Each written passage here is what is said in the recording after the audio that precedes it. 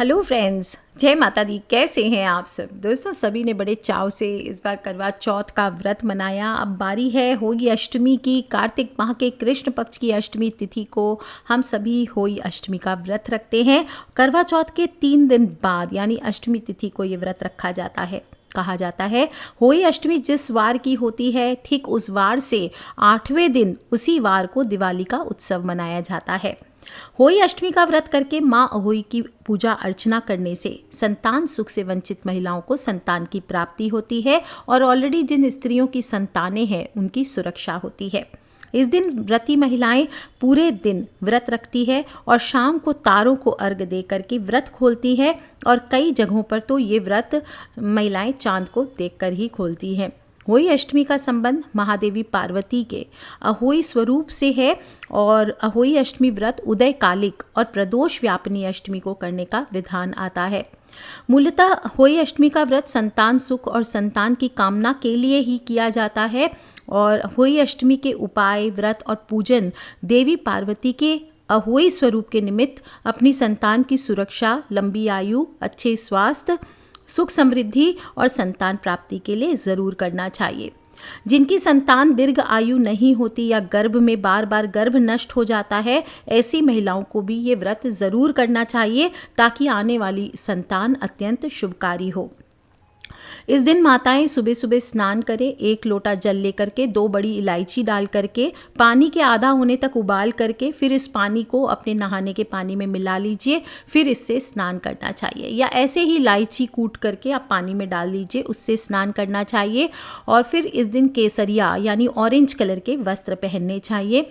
फिर सूर्य भगवान को 1 लोटा जल अर्पित करें और फिर तुलसी माँ को भी, कार्तिक का महीना है, तुलसी की पूजा करना ना भूलें। और प्रातः काल में आप एक कोरे करवे में यानी मिट्टी का जो बर्तन है उसमें पानी भरकर होई माता की पूजा करनी चाहिए। कैसे करेंगे माता की पूजा? घर की जो उत्तर दिशा है या ईशान दिशा, ईशान होती है north east corner of the house, उस दिशा में या फिर ब्रह्म केंद्र में ज़मीन पर गाय के गोबर से चिकनी मिट्टी लेकर के लीप कर पहले आपको चौका डाल करके कलश स्थापना करनी चाहिए। और या फिर आप पाटिये पर भी रख करके पूजा कर सकते हैं। पाटिये पर एक लाल कपड़ा बिछा लीजिए और थोड़े से गेहूं या चावल रखकर कलश स्थापना कर लीजिए। गणेश जी का स्थापित कर लीजिए, छोटे से गणेश जी हैं तो उनको स्थापित कर लीजिए या सुपारी से गणेश जी का भाव करके उनकी पूजा कर लीजिए। और गेरू से दीवार पर होली अष्टमी मांडी जाती है।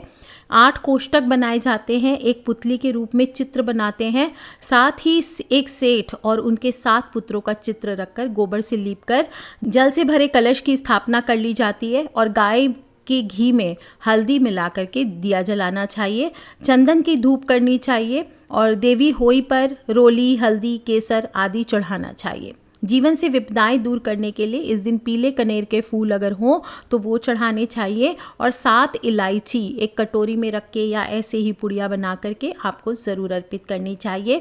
इस प्रकार से होई माता का जितने आप पंचोपचार या षोडशोपचार पूजन कर लें और फिर खीर का भोग लगाएं या दूध, शक्कर और पके हुए चावल, इसका भोग इस दिन लगाया जाता है। अलग अलग आप रख सकते हैं और या फिर देवी को आप खीर का भी भोग लगा सकते हैं। और अपनी संतान की तरक्की जो स्त्रियां चाहती है उनको हलवा पूरी चढ़ा करके गरीब बच्चों में इस दिन बांटना चाहिए। जिन लोगों के घर में बायना निकाला जाता है और वो लोग करवा चौथ की तरह ही अठावरी बनाए, 8 पूड़ी और हलवे का भोग भी लगाया जाता है इस दिन।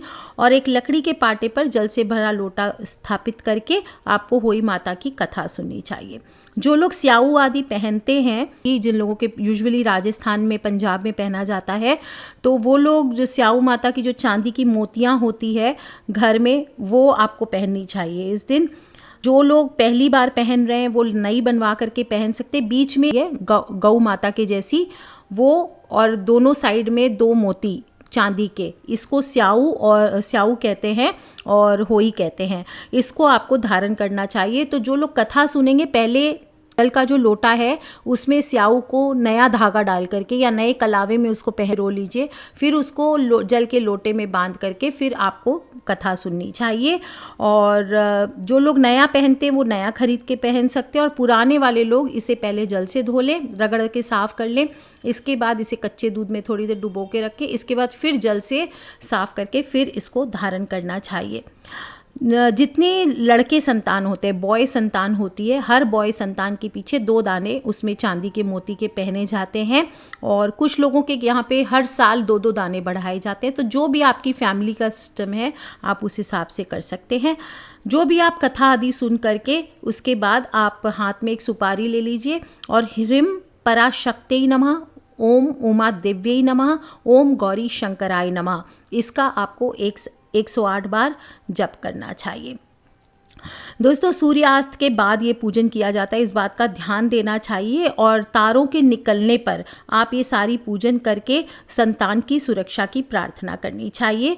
इस बार अष्टमी तिथि आपको प्रारंभ हो रही है 28 अक्टूबर को बृहस्पतिवार को 12:49 से, और अष्टमी तिथि की समाप्ति होगी 29 अक्टूबर 2021 शुक्रवार 2:09 तक रहने वाली है। तो तारों उदय में आपको होई अष्टमी का व्रत 28 अक्टूबर को ही करना है। जिन भी जातकों की संतान हो, करियर हो, रोजगार हो, पढ़ाई हो, इनमें परेशानी आ रही है, उन सभी को अष्टमी पे उपाय भी ज़रूर करना चाहिए। जब तारे उग जाएं, तो मैंने पहले भी बताया आपको कि अर्घ जो देना होता है, इसमें कई जगहों पर तारा देख करके तारा भोजन किया जाता है, कई जगहों पर चंद्रमा को देख के। तो जो अपनी अपनी फैमिली के सिस्टम हो वही करे। अगर आपके फैमिली में कोई सिस्टम नहीं है तो तारों को देख करके अर्घ आप भोजन कर सकते हैं। भोजन उसी प्रकार करना है, सात्विक करना है जिस प्रकार करवा चौथ पे किया गया है। बाकी सब रीति रिवाज करवा चौथ के जैसे ही होती है। जब आप कहानी सुनेंगे तो उस समय 13 दाने गेहूं के आपको हाथ में ज़रूर लेने चाहिए। और जो स्याऊ आपने उसमें बांधा है जल के लोटे में, उसे आप अपने गले में धारण कर लें। इसके बाद अपने सासू माँ के नाम का आपको बायना निकालना चाहिए। जिन भी जातकों की संतान, करियर, रोजगार या पढ़ाई में परेशानियां आ रही है, उन्हें उपाय ज़रूर करने चाहिए। और होई माता की पूजा के दौरान दूध भात जैसे मैंने बताया और लाल फूल अर्पित करें। इसके बाद लाल फूल हाथ में लेकर के संतान के करियर और शिक्षा की प्रार्थना करनी चाहिए। और फिर संतान को अपने हाथों से जो भोग आपने लगाया है दूध भात, वो आपको खिला देना चाहिए, या आपने खीर बनाई है तो वो खिला दीजिए। और लाल फूल अपनी संतान के हाथों में दे दीजिए और उससे फूल को सुरक्षित रखने को कहें। आप देखेंगे आपका बच्चा कुछ ही समय में बहुत तेज हो जाएगा पढ़ाई में, और आप जो भी उसकी संतान की शिक्षा आदि की समस्या है, करियर आदि की समस्या है, वो दूर हो जाती है। इस दिन आप एक और उपाय कर सकते हैं। अगर आप चांदी की चेन अर्पित करके और गुड़ का थोड़ा भोग लगा सकते हो होई माता को, और ओम ह्रीं उमाय नमः इस मंत्र का 108 बार जप कीजिए। फिर अपनी संतान को थोड़ा गुड़ खिला दीजिए और अपने हाथों से उसके गले में आप चांदी की चेन पहना सकते हैं। उसके सिर पर हाथ रख करके उसे आशीर्वाद दें, ये भी इसको बहुत सौभाग्यशाली बनाता है। जो निसंतान माताएं हैं, होई अष्टमी के दिन चांदी की 9 मोतियाँ, आप किसी भी ज्वेलर की दुकान पे जाएंगे, उससे आप बोलेंगे, छोटा मोटा जो ज्वेलर होता है वहाँ जाके बोलिए, जो चांदी का काम करते हैं उनको बोलिए कि मुझे चांदी की 9 मोतियाँ दे दीजिए, तो वो मोतियाँ आपको मिल जाएगी चांदी की। और या फिर आप किसी ज्योतिष से भी प्राप्त कर सकते हैं। वहाँ से आप माता होई का ध्यान करते हुए लाल धागे में इन मोतियों को पिरो लीजिए और एक माला बना लीजिए।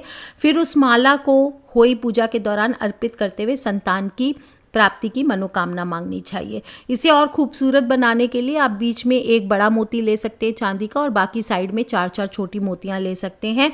ये भी बड़ा अच्छा होता है। और इसे कहा जाता है, इस प्रकार से धारण करने से आपके आंगन में जल्द ही बच्चे की किलकारियाँ गूंजती है। और जब आपकी संतान हो जाए तो उसमें 2 मोती और ऐड करके आपको पहन लेने चाहिए। और हर साल इन मोतियों का जो धागा है, इसको हर साल आपको रिन्यू करना चाहिए, बदलना चाहिए, यानी फ्रेश धागा पहन करके आपको इसको धारण करना चाहिए। जो लोग भी होई को धारण करते हैं उन्हें ध्यान रखना है, दिवाली पूजन की रात्रि के बाद नेक्स्ट डे मॉर्निंग में जो लक्ष्मी माता का कटोरा है उसमें इसे सुबह खोलकर रख दिया जाता है। जो लोग के भी बच्चों के संतान, जैसे बहू को संतान नहीं हो रही है, आप मुझे सुन रहे हैं, आपके बेटे के संतान नहीं हो रही है, तो अपनी बहू के गले में आपको ये माला धारण करवानी चाहिए। होई अष्टमी के दिन पूजा के दौरान होई माता को सफ़ेद फूल भी अर्पित किए जाते हैं, इससे भी संतान प्राप्ति की प्रार्थना करनी चाहिए। और फिर घर में जितने सदस्य हैं उतने पौधे आपको लगाने चाहिए और उनके बीच एक छोटा सा तुलसी का पौधा लगाइए। और फिर शाम के समय तारों से प्रार्थना करें। ऐसा करने से आपकी मनोकामना जल्द पूरी होती है, गोद भरती है। होली अष्टमी के दिन से 45 दिन तक लगातार गणेश जी की भी पूजा आप कर सकते हैं। होली अष्टमी से लेकर 45 डेज तक आप बेलपत्र चढ़ा करके गणेश जी की पूजा कीजिए और हर रोज़ ओम पार्वती प्रिय नंदनाय नमः इस मंत्र की 11 माला का आपको जप करना है 45 डेज तक। और इससे भी संतान इच्छुक जो लोग होते हैं उनकी मनोकामना कहा जाता है जल्द पूरी होती है। होली अष्टमी के दिन से भैया दूज तक आप एक और उपाय कर सकते हैं। जो लोग भी शिव भक्त हैं वो पारद की शिवलिंग की ब्रह्म मुहूर्त में नियम से दूध से अभिषेक कीजिए और साथ ही साथ माता गौरी की भी पूजा कीजिए और उनसे संतान प्राप्ति का आशीर्वाद मांगे और मन में जो भी हो आप उसे बता दीजिए। ऐसा करने से भी भगवान शिव और माता गौरी का आशीर्वाद प्राप्त होता है। आपने जो इलायची चढ़ाई थी 7 इलायची, मैंने आपको बोला था कि जब आप पूजन करेंगे तो आपको 7 इलायची चढ़ानी है। तो जो स्टूडेंट्स हैं, बच्चे हैं, करियर के लिए कंपटीशन एग्ज़ाम में बैठने वाले हैं, परीक्षा में किसी प्रकार की कंपटीशन में सफलता चाहते हैं, उन सभी को इसमें से इलायची लेकर के आपको 5 अलग अलग प्रकार की मिठाई लेनी है। एक पान का पत्ता ले लीजिए या बरगद का पत्ता या पीपल का पत्ता ले लीजिए, उसके ऊपर 5 प्रकार की आपको मिठाई रखनी है और 2 छोटी इलायची इसमें से लेकर के पीपल के वृक्ष के नीचे श्रद्धा भाव से रख करके आना है। ये उपाय अगर आप बड़े हो गए हैं, 15-16 साल से बड़े हैं, तो आप खुद अकेले भी ये उपाय को कर सकते हैं और नहीं तो माताएं अपने संतान के लिए ये उपाय को करें। और इस प्रकार से ये पत्ते पर 5 मिठाइयाँ रख करके और 2 इलायची रख करके पीपल के वृक्ष के नीचे श्रद्धा भाव से प्रार्थना करके रखें कि मेरा बच्चा कंपटीशन में पास हो जाए या मैं कंपटीशन में पास हो जाऊं। अगर आप बड़े हैं तो खुद भी ये उपाय करें और फिर वहाँ पे रखने के बाद चुपचाप पीछे पलट जाएं और सीधा घर आ जाएं। पीछे पलट करके आपको फिर नहीं देखना है और इसके बाद आप 3 बृहस्पतिवार यानी थर्सडे तक इस आप उपाय को, इलायची के उपाय को करिए और फिर बाकी की जो 5 इलायची होगी वो जो स्टूडेंट है उसको खा लेनी है। भोजन में मिक्स करके खाइए, चाय में मिक्स करके, दूध में मिक्स करके खाइए। आप कैसे भी खा सकते हैं या ऐसे भी चबा सकते हैं। जो लोग भी बहुत तकलीफ़ में है फाइनेंशियली, वो लोग भी एक छोटा सा उपाय ये जो आपने 7 इलायची चढ़ाई थी उससे कर सकते हैं। कैसे करेंगे? जो भी किसी गरीब है, असहाय है या अगर कोई ट्रांसजेंडर, तो आपको उनको एक सिक्का दे करके उसके साथ 2 हरी इलायची का दान करना है और बाकी की जो 5 इलायची है उसको आप तिजोरी में अपने बांध के या पर्स में रख लीजिए। आप देखेंगे धीरे धीरे आपके घर से धन की समस्या दूर होने लगती है और साथ ही साथ आपके घर में बरकत बढ़ने लगती है।